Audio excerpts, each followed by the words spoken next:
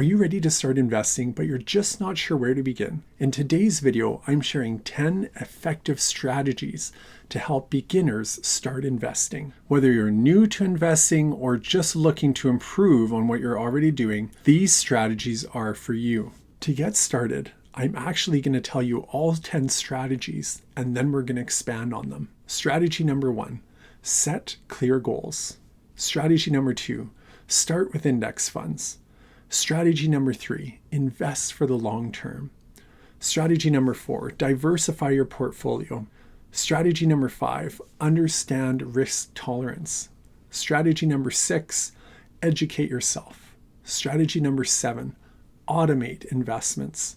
Strategy number 8, dollar cost averaging. Strategy number 9, start early.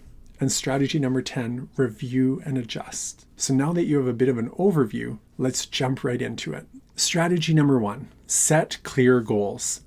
Define what you want to achieve with your investments, such as saving for retirement, buying a home, or growing wealth. Clearly, there are different types of investments for meeting different goals or timelines. Investments being used for retirement are typically going to be a longer-term investment than saving for a home. But look into what your local tax or investment laws are, because sometimes you can even take a loan out against a longer-term investment, like an RRSP, in order to come up with a down payment for a house, or some cash for another endeavor. But don't do that on a whim, and ensure that you get some counsel from whoever you have your RRSPs through to ensure that you don't incur a surprise fee. Strategy number 2.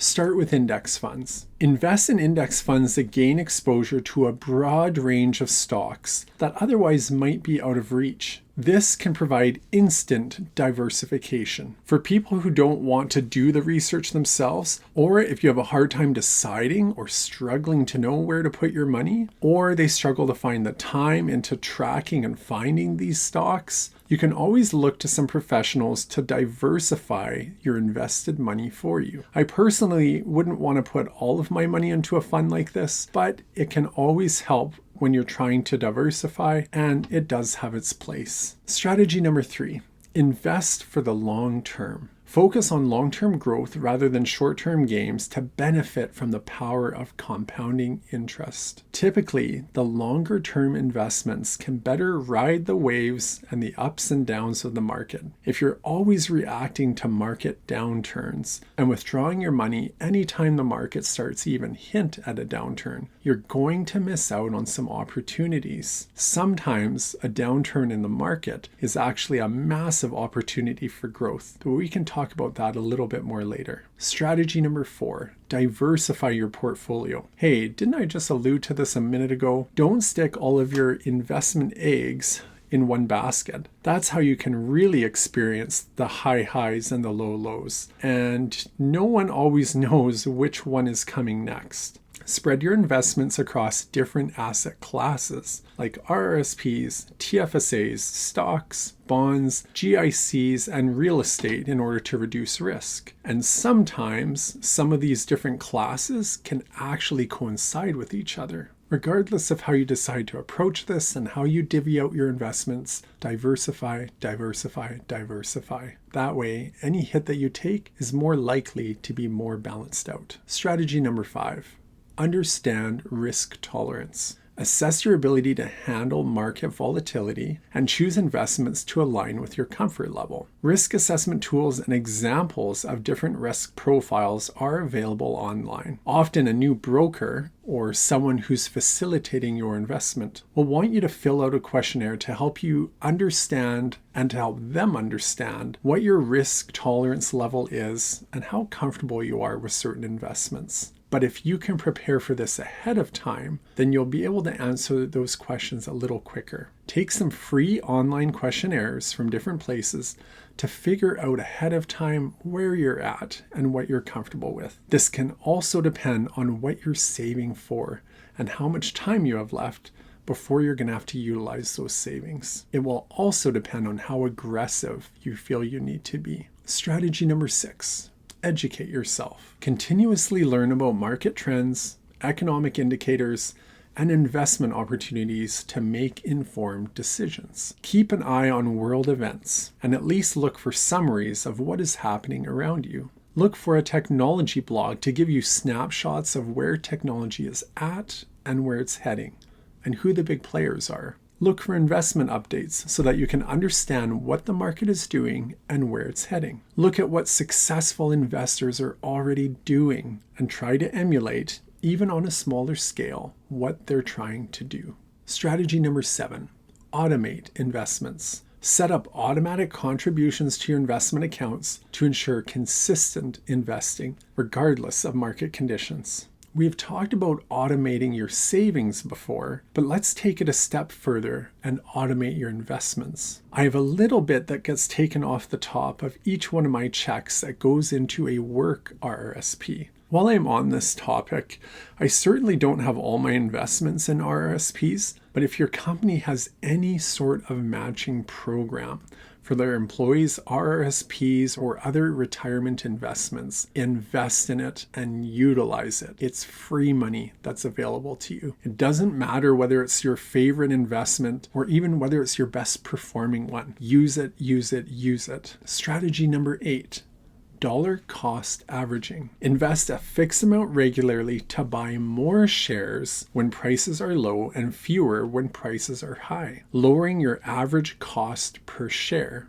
It's very tempting to jump on a stock and invest in it while the price is going up consistently, but I can't tell you in this video whether or not it's going to be worthwhile for you, because there are so many factors that go into a decision like that. But inversely, just because a stock is dropping, it also doesn't mean that it's time to bail on it. It does mean that it's time to question it, to seek advice and counsel, and evaluate whether the market conditions will facilitate or even ensure that a demand will return for that stock. Again, it depends on so many factors.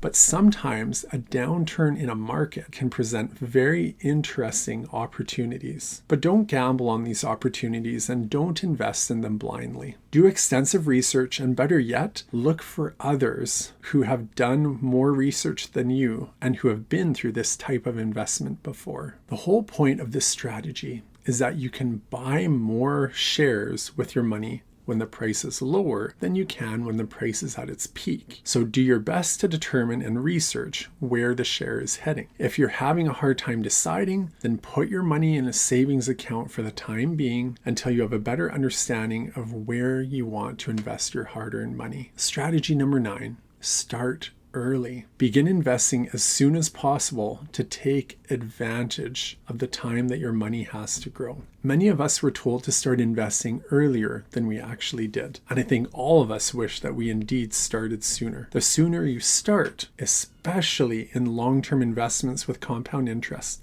the more time that interest has to build and build and build on your money, helping it to work harder and harder for you. The other part to this is start investing in companies that you believe in earlier. How many of us wish that we would have invested in Amazon, Apple, Bitcoin, Tesla, etc. when they were first starting out? All of us. Strategy number 10, review and adjust. Regularly review your portfolio and make adjustments based on what your goals are and what the market conditions are. Again, this will depend on your investments and the length of time that you have for your investment term, or whether or not a fee will be required to bail out of the investment. Sometimes it will mean adjusting to the kind of investments that you are focusing on in the moments. For myself, I'm currently focused on eliminating debt and maximizing my TFSA contributions. I have other investments as well, but they're not my primary focus in this moment. But once my mortgage is paid off, then I have a change to make. And once my TFSA contributions are maxed out, then I'll have another change to make, and so on. Most investments don't need to be tracked daily, but you do need to monitor them to ensure that you're heading in the right direction of the goals that you're trying to achieve. So let's review. Strategy 1, set clear goals. Strategy number 2, start with index funds. Strategy number 3, invest for the long term. Strategy number 4, diversify your portfolio. Strategy number 5, understand risk tolerance. Strategy number 6, educate yourself. Strategy number 7, automate investments. Strategy number 8, dollar cost averaging. Strategy number 9, start early. And strategy number 10, review and adjust. Remember, investing is a journey, and with these strategies, you're well on your way to financial success. So what do you think? Are there other strategies or tips that you would add to this list? How have you found these helpful in your own life? Leave a comment down below if there's anything that you want to add, and be sure to like and subscribe because there are more videos coming. Thanks for watching.